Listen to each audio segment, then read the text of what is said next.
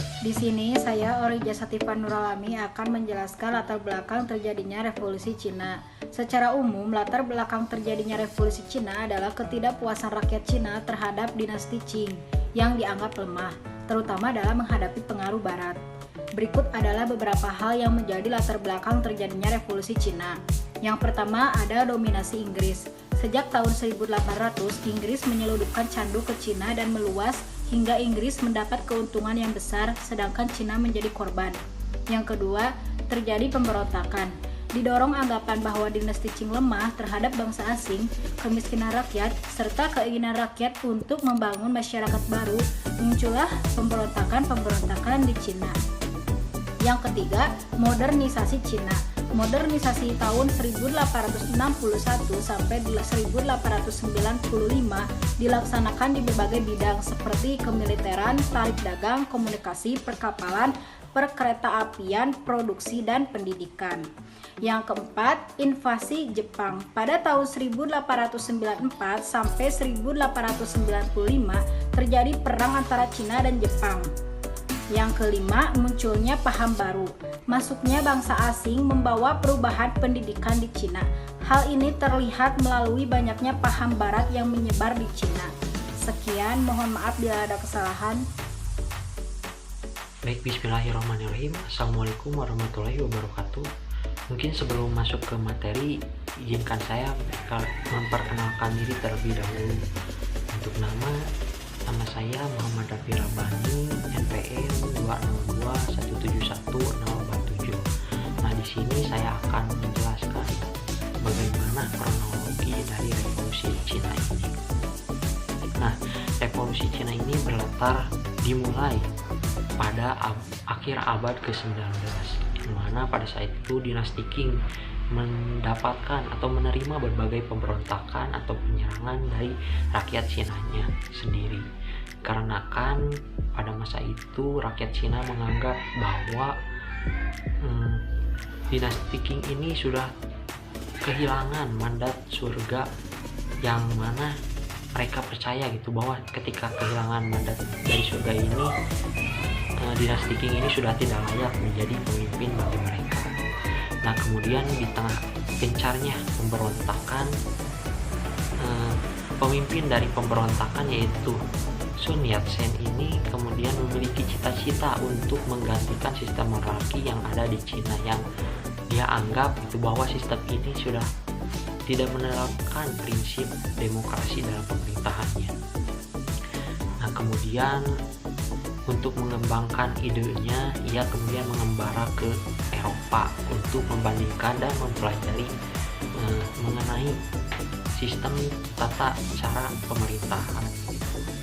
Nah, dari hasil pengembaraannya tersebut, ia mendapatkan suatu pemikiran yang biasa dikenal dengan San Mincu atau 3 prinsip rakyat. Nah, San Mincu ini terdiri dari yang pertama ada nasionalisme atau Minsu, kemudian ada demokrasi atau Mincuan, kemudian ada sosialis atau Minseng. Nah, dengan ini Sun Yat-sen menginginkan untuk mengubah kerajaan Cina ini menjadi kerajaan yang modern, yaitu kerajaan republik. Nah, kemudian Sun Yat-sen menggerakkan para pemberontak untuk menggulingkan pemerintahan dinasti Qing. Ia menggerakkan para kaum pemberontak bukan hanya dari golongan pria saja, tapi dari kaum perempuan juga ada yang ikut andil dalam pemberontakan untuk menggulingkan dinasti Qing ini. Bahkan memang ada golongan wanita yang mengikuti seruannya dengan ikut andil menjadi bagian kaum bintang, seperti Xiangni, Qiu Jin, kemudian Wu Yanan, kemudian Su Zhonghan. Nah, kemudian kita masuk ke awal pemberontakan. Nah, pemberontakan ini diawali oleh kaum revolusioner pada tahun 9 Oktober 1911. Nah, pemberontakan ini terjadi karena ketidaksengajaan kereta api yang berdekatan dengan pihak revolusi di Wuchang, Hubei meledak akibat sebutir bom. Kemudian di Yuan Hunga dilantik menjadi gubernur tentara. Hubei karena tidak adanya kepemimpinan yang memimpin peperangan dengan tentara dinasti Qing. Kemudian beberapa wilayah di Cina mengisyaratkan untuk merdeka dari dinasti Qing. Wilayah tersebut diantaranya seperti Hunan, Jiangxi, Jiangsu, Zhejiang. Nah, kemudian barulah pada 12 Oktober 1911 pasukan revolusioner mampu merebut dan menduduki 18 provinsi di Cina. Kemudian melihat berbagai gerakan dan pemberontakan yang memang bisa dikatakan berhasil yang dilakukan oleh para kaum revolusioner ini, dinasti Qing kemudian membuat keputusan dengan melantiknya Yuan Shikai menjadi pemimpin pasukan. Nah, dengan dilantiknya Yuan Shikai ini memang mendapatkan keberhasilan juga bagi dinasti Qing. Berkat kecemerlangannya dalam mengatasi pemberontakan, ia kemudian berhasil merebut wilayah yang telah dikuasai oleh pasukan revolusioner. Para kaum revolusioner setelah melihat kehebatan dari Yuan Shikai juga, kemudian mereka mengajak untuk Yuan Shikai untuk berunding dengan mereka. Dari perundingan ini mereka mencapai kesepakatan dengan akan melantiknya Yuan Shikai menjadi presiden kerajaan republik setelah untuk menggantikan Sun Yat-sen.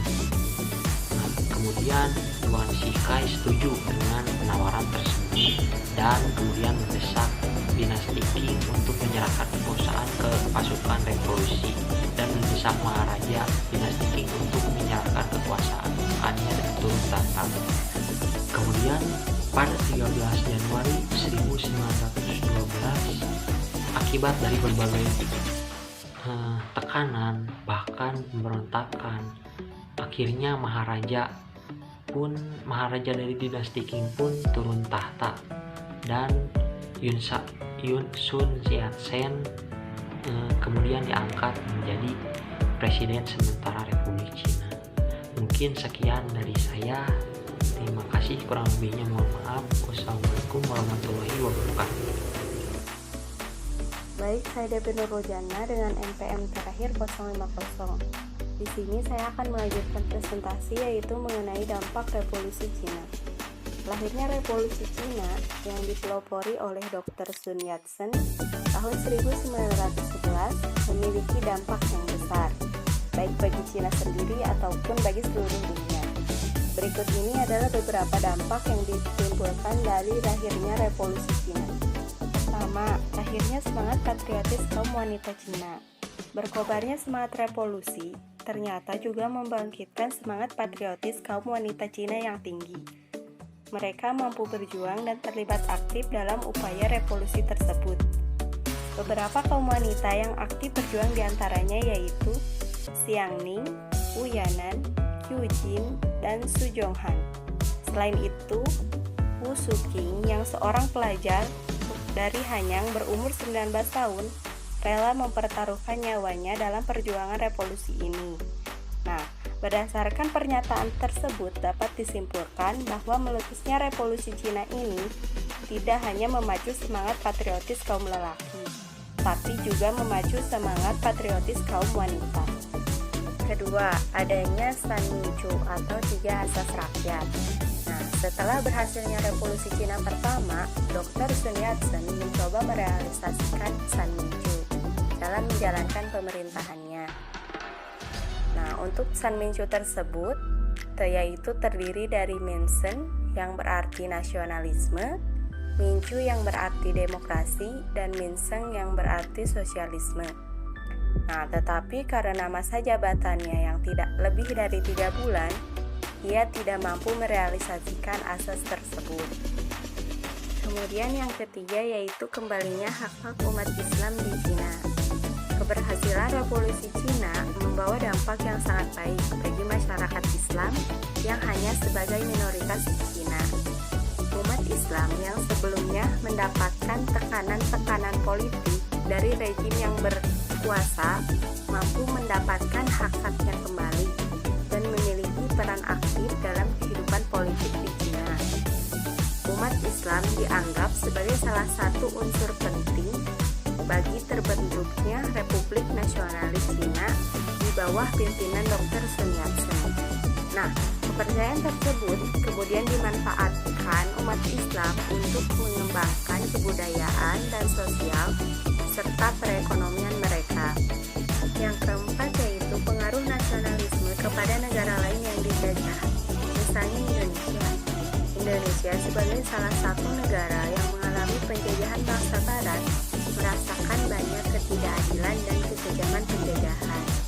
Maka dengan munculnya revolusi Cina ini yang dipimpin oleh Dr. Sun Yat-sen mempengaruhi dan membangkitkan tokoh Indonesia yaitu Soekarno untuk berjuang mengobarkan semangat nasionalisme bangsa Indonesia dalam melawan penjajahan dan berupaya untuk merdeka. Nah, kemudian yang terakhir yaitu lahirnya organisasi Sarekat Dagang Islam di Indonesia. Revolusi Cina tahun 1911 membawa dampak perubahan yang signifikan bagi kedudukan Cina di mata dunia. Pada masa penjajahan Belanda di Indonesia, setelah revolusi tersebut, Cina mendapatkan kedudukan yang penting dalam perekonomian, terutama dalam menguasai perdagangan batik. Selain itu, pihak Belanda juga membebaskan mereka dalam berdagang dengan menjadi perantara dagang antara Belanda dan Indonesia. Mereka juga diberikan hak-hak dan fasilitas istimewa. Hal tersebut membuat Cina berhasil menguasai perekonomian dan memonopoli rakyat Indonesia, sehingga menimbulkan perlawanan. Maka muncullah Sarekat Dagang Islam yang sebelumnya yaitu Sarekat Islam atau SI dan organisasi-organisasi lain yang berjuang untuk melawan penjajahan, baik dari penjajahan sosial, ekonomi, ataupun politik. Mungkin sekian dari kami, mohon maaf jika masih banyak kesalahan. Terima kasih. Wassalamualaikum warahmatullahi wabarakatuh.